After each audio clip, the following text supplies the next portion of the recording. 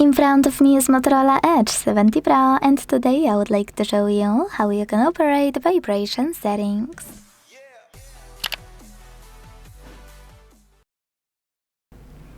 Start by opening Devices settings and scrolling to click on Sound and Vibration. Now scroll to click on this section here, called Vibration and Haptics. To enable or disable vibration and haptics on your Motorola, operate this switcher at the top. If you decided to enable them, use those three switches next to those features to decide if you want to switch them on or turn them off. Vibrate first, then ring gradually.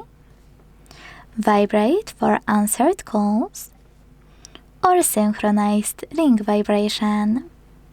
Following that, adjust intensity of vibrations for all of those sections by operating those sliders: ring vibration, notification, alarm, touch, and media. Once you finish, go back and use those two switches to manage those two features as well. Always show icon when in vibrate mode. And last but not least, charging sounds and vibration. Thanks so much for watching. If you enjoyed this video, leave a like, comment, and subscribe. Bye!